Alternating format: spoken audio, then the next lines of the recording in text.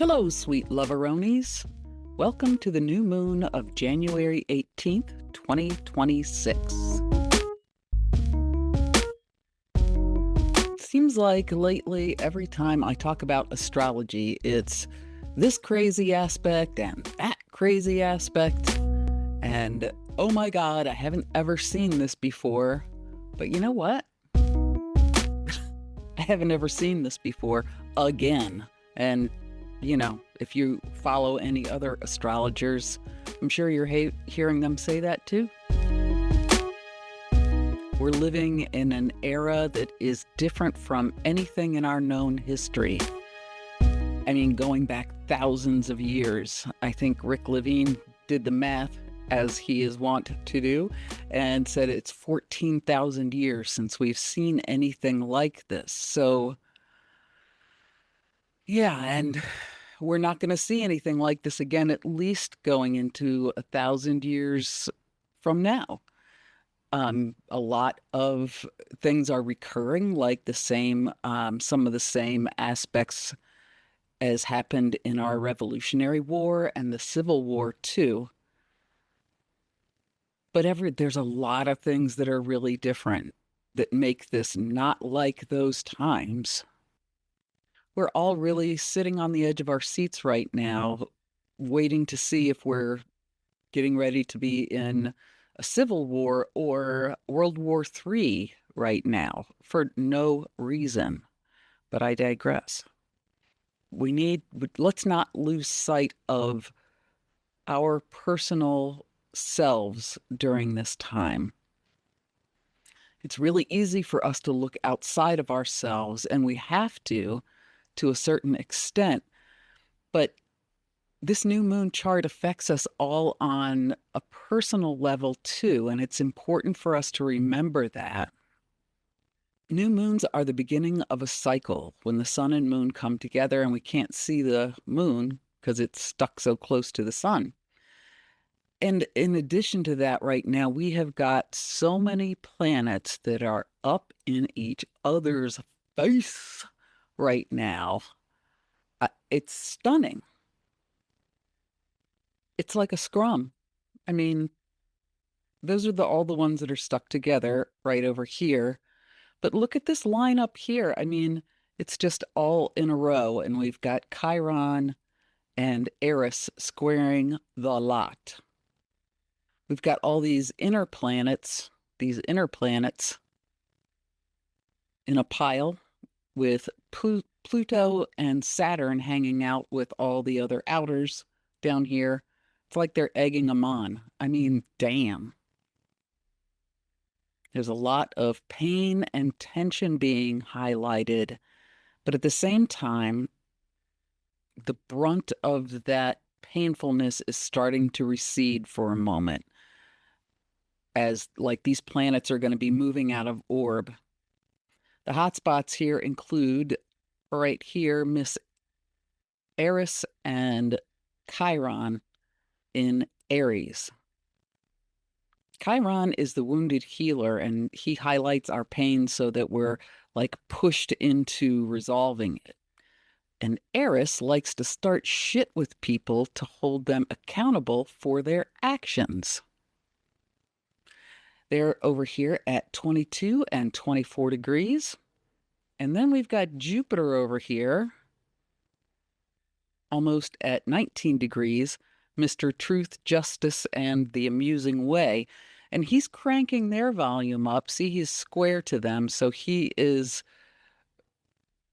pushing them and making things even like worse. I mean, really igniting that fire. So that is fan-fucking-tastic. The good thing is, and the reason I mentioned their degrees specifically is because they are moving out of range. Jupiter's going to be backing up. He's retrograde, and the Calamity twins over here are still going to be moving forward. And then meanwhile, the actual new moon has got frenemies. We got Mars conjunct Mercury on one side in our Our heroes in this story, Venus and Pluto, on the other side here. It's giving fatalism or rage and feeling like a victim.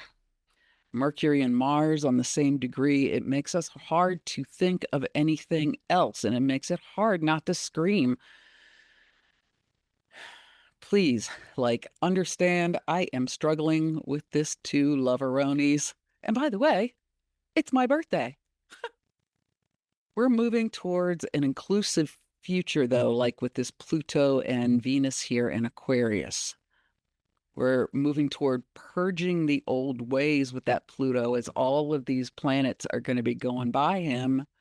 And he likes to give you a nice enema and change how you are feeling inside. We are purging the old ways, the old structures.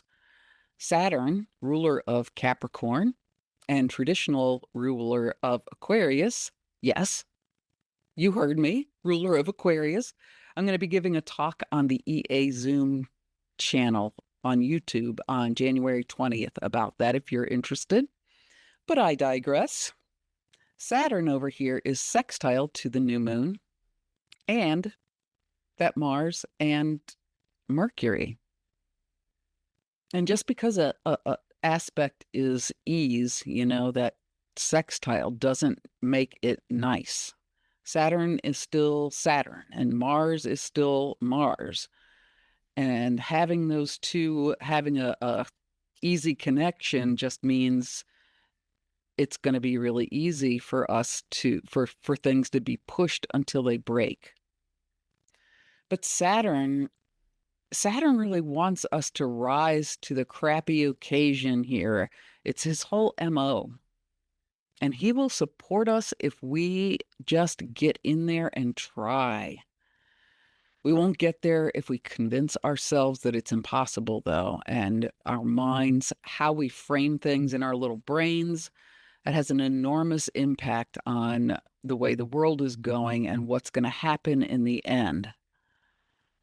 Your attitude in all of this really does matter. And that's another reason why I'm just going to talk about the personal stuff. I'm sure you can extrapolate everything I say to the bigger picture. But yeah, I'm going to keep it on the personal because the personal, as above, so below, right? If we are all convinced that bad things are going to happen, then they really will. We can't just, Tinkerbell wish them away either. If we just give in and give up, for sure the worst thing is going to happen. And so we've got this Mercury here, how we're thinking about things and how we're processing what's going on, hanging out with Mars, and that feels forceful, if not downright angry. We want to consciously direct that really powerful energy so we don't pop off and break everything. With Mars, it always helps, I have found again and again, to do something physical to drain that angry energy away or give it something to chew on besides being mad. And ways to use Mars energy constructively, like go for a run, have the sex, even if it's just with yourself. It's still a way to get that energy out. Lift weights. Turn the pace up on your walks if walking is your exercise. Really put some hustle in your muscles so that you're feeling hot and sweaty. That Mars, hot and sweaty. If you can make yourself be hot and sweaty in a constructive way, you're using that Mars energy. Do this exercise stuff outside if you can, because that will also help ground you at the same time. And it's going to help you sleep at night too. And remember, I hate to sound like mom here, but playing violent video games, outrage TV, arguing with people, it feels exhilarating in the moment, but it's not going to scratch that Mars itch. It's just going to inflame it. Remember that even if the host of the program is on your side, technically they want people to be watching them. So they enrage so they can engage. And that's exhausting. And that's not to say that we shouldn't be full of rage, but we are better off not letting it eat us up inside. We need to harness that intensity, not the anger, and use it constructively, strategically. That's Capricorn. And by the way, we've got Uranus over here, trine. So that's the easiest flow of energy of all. Uranus is trining this pileup of planets here, right between Mercury and the moon. And that also might make things pop off into the stratosphere. That is why it is so important for us to be in touch with our feelings right now. Process your feelings, talk them out, cry, whatever you need to do, but don't like keep it bottled up. We can use the energy, if we can get a handle on it constructively, to really propel ourselves to the next level. Or we can burn down the house. What we're moving toward here with Venus and Pluto is a transformation of our values and how we show up with love. As Venus conjuncts Pluto, what we value is being fundamentally changed from the inside out. And it really can feel revolutionary. I've been experiencing some of these changes myself. It's been really easy for me to make some changes. And yeah, this can be something really worth celebrating. And of course, it's going to be full of really intense feelings, and that is okay. Give yourself the space and time to feel it because, like I keep saying, bottling it up is like shaking a soda and then taking the top off, like it's just going to explode. And if you have been, like I just kind of said about myself, if you've been trying to put your money where your mouth is on some action or breaking a habit or picking up a new one, putting some kind of new plan into action, especially one that allows you to access the things that you value the most, now is a really good time to act. And I'm not talking about like impulsive hair trigger actions that might feel like solutions in the moment. Like, I'm scared and alone. Oh, will you marry me? Like, don't, no. Or like, I've taken all the shit I can tolerate and now I'm going to start smiting. Calm down. Sorry, I didn't mean to say calm down. We've got to be really careful what we do with this energy. And if something is pissing us off, what do we do instead of impulsively punching that asshole out? We have to go inside of ourselves and turn it around. Like, for example, this is super, super mundane. And I guess I can stop sharing the screen now. Maybe we'll come back to it in a moment. So here's an example. My dog has been barking his fool head off at things that are real and things that I don't even know what he's barking at. And it has been frying my cookies more than normal. I wonder why. But I really love him. And instead of reverting to my programming and wanting to like manhandle him or be angry and try to train him right now to stop barking, do something that I haven't been able to accomplish over 2 years, instead of taking that route, I rearranged the furniture so he just can't see out the window. So I'm acting in out of love for him to find a solution to that anger, if you follow me. And, acting in love is so much more, it's so much more powerful than just jumping into the revenge business. And a lot of times that's what our anger is about. Like, we feel hurt, so we want to hurt somebody back, right? So it really pays for us to look at what is at the root of that anger or the sorrow that we're feeling right now.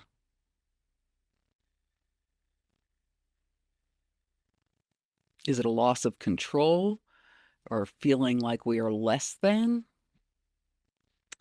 This is happening in my personal third house of communication. So being dismissed or not being seen or brushed off and not like taken in by the other person has been just setting my ass on fire, and it keeps happening again and again and again. And yeah, it just makes me pig biting mad. And I'm having to stop myself from screaming at people that I really care about. And it's all just kicking my insecurities right in the childhood. I'm laughing about it now, but man, this morning it was not funny. We don't want to deny our feelings. I'm letting myself feel really mad for a little while, but then I'm turning it inward and asking myself, how can I take care of my feelings, not fix them that's causing the bad feeling, right? I'm doing my spiritual self-care, I'm talking to my guides, and I feel better. And why? Because I'm taking a dose of my own medicine here and transforming that anger into action on what I value. I'm transforming what I value from about being heard into valuing what I know, and that is myself. And that opens up space for a constructive conversation because now I'm not right. Right. Another trick is to write out what's bothering you so that you can see it. And remember, any monsters in your life, they're acting extra monstrous because they are feeling that Eris Chiron conjunction. They want to start shit to make a point. And it's not just us wanting to like righteously smite them so they can learn about love, my good bitches in Christ, right? See how ridiculous that is? We're struggling. So, of course, our monsters are too. They're unable to control themselves. I tend to have a really naive view of the way planets are going to interact and what's going to happen, how it's going to feel. Like, oh, Eris is really out for good, but she's not just working her magic for good because, you know, everybody in whatever state they are in is feeling that Eris magic themselves. And they think that they are perfectly justified in their rage and they want to show us. And maybe that's because their parents really taught them that there is no justice in this world by the way they treated them. That there's only big, forceful people in charge, and then there's the little defenseless people, and it's always better to be the big person in charge, right? To be as big and unsympathetic as possible so you don't let that pesky empathy thing get in the way of bulldozing. And that drive is based on wanting to feel secure. That's what's at the base of that. Because, and Chiron too, if you're not doing anything to heal your wounds, and even if you are, it still hurts. And that pain is just going to scream louder and louder until you do something about it. So let's keep bringing that outer fight back to the inner light, right? Ye gangsters of love, we got this. We got this on a personal level. We are at a really critical turning point of humanity right now, and that is no fucking joke. Stay grounded. Have Saturn faith that everything is going to be moving towards a new system that benefits everybody. In our personal lives, we'll see a transformation that comes out of love, not anger and white knuckle control. And I get blowback about having an optimistic attitude. And if I'm a lying liar and things don't really turn out okay in the end, and not just okay, but better than ever, maybe we are. It's really my strong belief in what I see in the astrology that we are going to get our human rights back, and we're going to get health care in this country. We're going to get more security because we are going to be acting on those values of love. And what is the point, even if I'm a lying liar and this never happens and things get worse and they stay that way, it doesn't help. It doesn't make us feel any better to be upset about what's coming down the pike. And in fact, we can encourage it to be worse if we are believing that it's going to be worse. Every little action, every little thought that we take, if we believe it's going to be worse, we are living in that hell right now. We are creating the thing that we don't want to have happen for ourselves before it even goes bonkers. Do you follow me? I hope that makes sense. We're pre-imagining disaster. It helps the disaster happen. It's not going to give us a discount card on our misery by being miserable right now. You know what I mean? I hope that makes sense. So, and P.S., if you are feeling lost in sorrow or rage right now, or maybe, whatever it is that you're feeling, maybe you're on top of the world because of the way this is hitting your chart. Could be. No matter what, if you need to talk to somebody, go to my website, michellecraft.love, and book a reading with me. You can schedule it to meet your needs. That's michellecraft.love. And remember, there's more of us light bringers on the planet right now than there are monsters. And that's the fact, Jack. So do me a solid, like and subscribe. And remember, I love you, but the universe truly loves you even more.